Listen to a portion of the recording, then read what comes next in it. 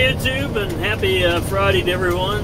It's been a cool one here in southwest Iowa, and I'm still hauling demo material and getting a lovely trucking video here today. And I actually had one guy comment to say that he would almost appreciate a trucking video, but it is pretty repetitive what I'm doing, and the load counts are stacking up, but we're getting her done.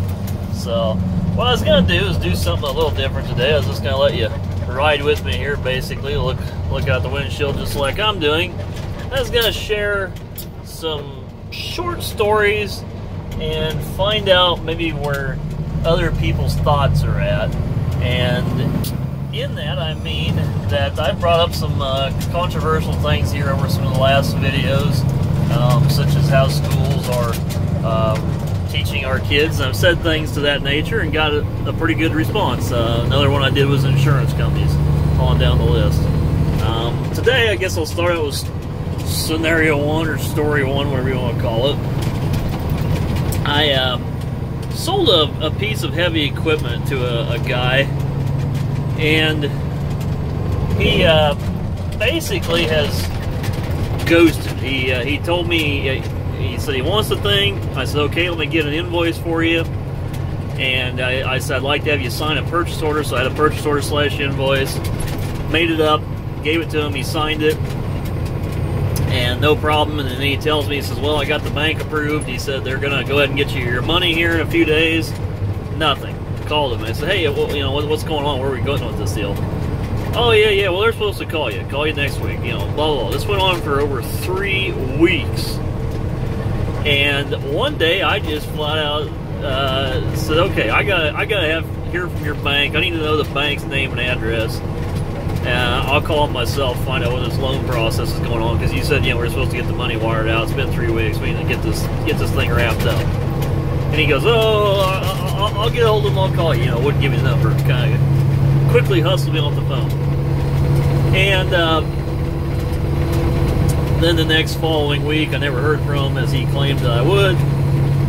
And the guy quit answering his phone. Imagine that. So clearly he never could get any money lined up, but he went ahead and signed a letter of intent of purchase. And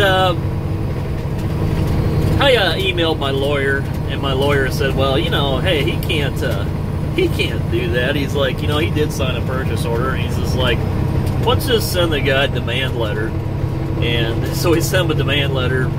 Honestly, we're never going to sue the guy, but the demand letter basically just said, you got to pay up. You signed the purchase order. You need to get the thing paid up, and you got the machine. It's legit. You're gonna get the machine, but you got to get it paid for, because you signed it in a purchase order that said you would. And I didn't figure we'd even get a response. Well, actually, he got a creditor to call us, and basically it says that they've been pre-approved for financing, which pre-approved means nothing. Pre-approved, I mean, there's so many things in the mail you'll get that say pre-approved. Pre-approved means you're pre-approved to apply. That's all it means. Doesn't mean you're actually going to get any money.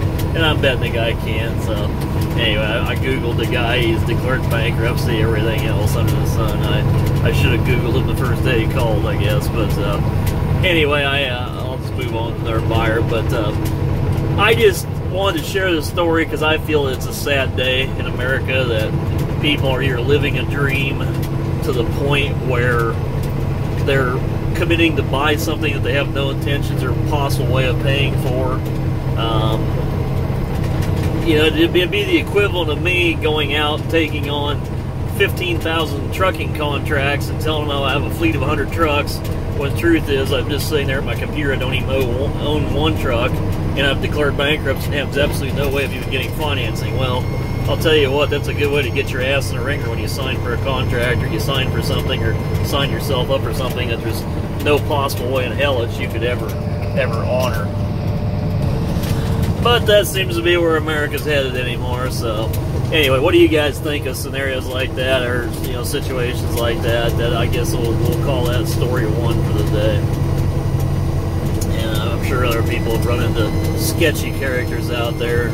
People don't pay. I mean, I don't know. My dad kind of grew up on a day where a lot of times people, they might have ideas or dreams that wouldn't go anywhere, but a lot of times you knew where that person stand. But a good handshake agreement that says I am going to go ahead and purchase this, or I will do that, or even just good communication. The guy, I mean, could have flat out told me, hey, I'll buy it if I can get financing, but to take it to the level that he did, lied and said that he had been approved for financing, and you'd be going ahead and wiring the money out, that's just totally wrong. So, you know, I've personally been in situations where I've said, hey, I'll buy this, but my financer, I got to see what kind of terms they're going to draw up. So, you know, it's subject to that. The minute I don't get the terms I want, or maybe something happens in between, I'll flat out, own up to it and say, well, you know, I thought this seemed like a good idea, but there's no way it's going to materialize with what's on the table for financing terms, or even the availability to get stuff or money. So, anyway, what do you guys think of that situation? So, now for my second story, or second event of the day, I should say. How do you guys feel about bills that get paid, but you still get prosecuted? It's kind of like being innocent, and yet you're still proven guilty. Quick version of the story: I had a bill, I paid it, and the company called me, or the bank I used, they called me and said, hey, you never paid your monthly statement. I said, yes, I did. And I said, here's the check number. Well, we don't have it.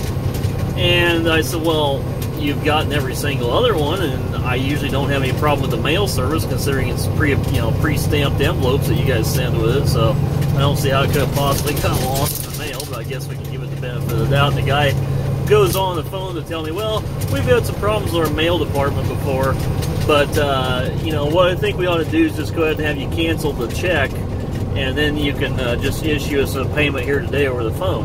I said, okay, let me go call my bank, see if I can cancel a check. The total amount due is about $530. Well, I go to cancel the check, and they wanted $135 from the bank to cancel it. And then the bank says, well, don't cancel your check, because if it did go to these people and they do find it, you can just apply it towards, going forward on your note, or, because it's a reoccurring statement. And then you can just apply it for your balance forward. And I said, what if it didn't go there, it did get lost in the mail, and somebody commits check fraud with it? Well, that's a good idea, then you probably need to cancel it. So I call the place back that hadn't received payment.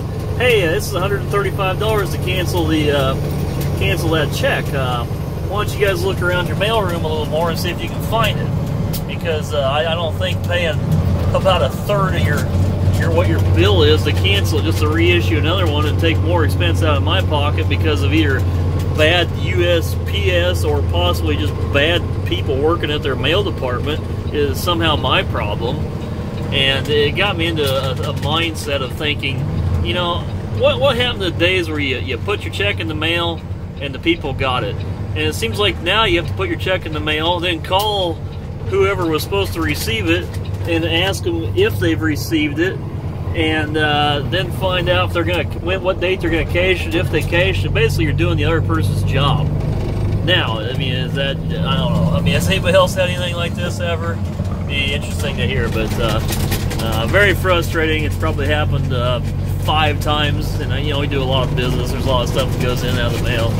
It's probably happened 5 times to me now, and it just royally pisses you off, because you do your best to pay your bills, and you do your best to make things right, and then, like I say, they basically look at you like you're guilty, and it's just, I hate it. It's just like that rant I had of the insurance company. I mean, they want their premiums in 2 seconds or less, yet if you have a claim on them, oh boy, you are gonna wait. I mean, it is all for them. It is all about the company as the company's making money. So it is kind of indicative of a corporate takeover over America.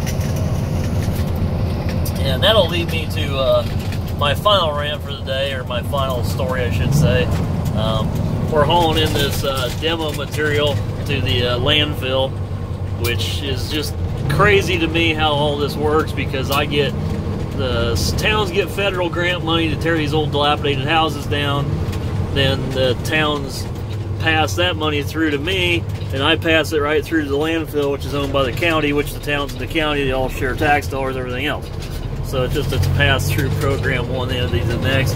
Bottom line is some form of government or whatever usually ends up owning it in the end. Now, a lot of these landfills, the smaller ones have gotten ran out, and it's due to heavy regulations and things, and some of them have become transfer stations and other stuff here, at least in the state of Iowa. And it's amazing to me that these landfills get pushed out due to regulations, and a great big outfit will get them, a big company will get them,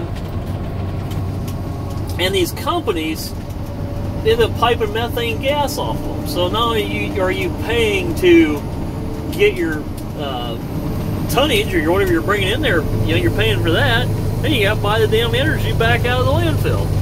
And these big outfits, these corporations, they'll lobby hard to get these rules put in their favor, and they can hire teams of lawyers and things, and small places really can't afford to pay. You know, like the landfill I'm currently hauling to is just a little 30-some acre, you know, it's the last landfill that the county owned and operated. And, you know, so they really can't afford to have full-on big team scale lawyers or comply with things. They don't really have the manpower out there to go out and you know, they got like a 3-man crew. They don't have a 25-man crew out there where they could do pumping and all this other crap of methane. So, but anyway, what I'm getting at is these big outfits bend rules in their favor or corporations, I should say, bend rules in their favor to get the little guy squeezed out, and then they use it to their full advantage to make as much money as possible.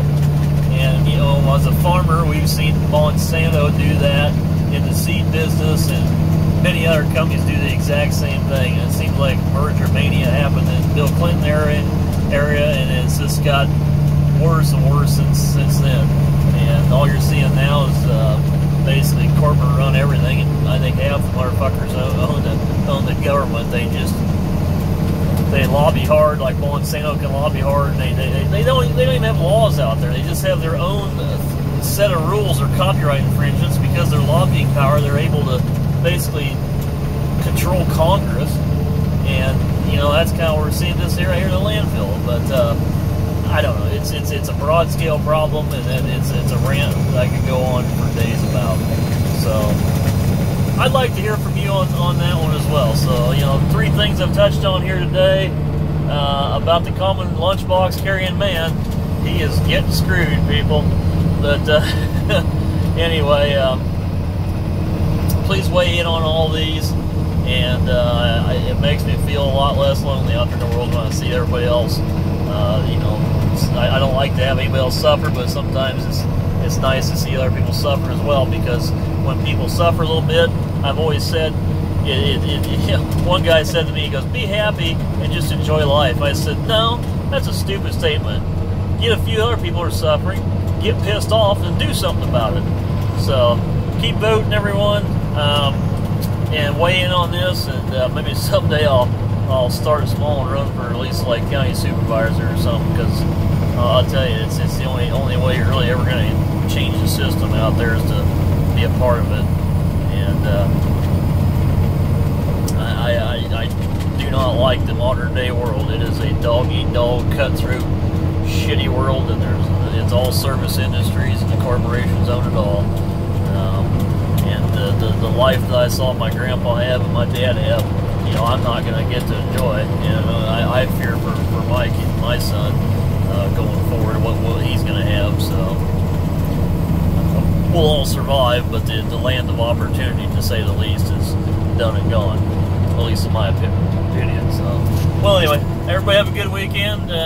Probably have some more videos this weekend, and I'm trying to do the daily videos still. And thank you to everyone that's subscribed, and appreciate all the feedback I've gotten so far. And thumbs up if you like the video, and if you like what I have to say and like these kind of videos, please hit the subscribe button. It helps a lot. I appreciate everybody that has taken the time to do that. So look forward to you on the next one, and again, have a good weekend.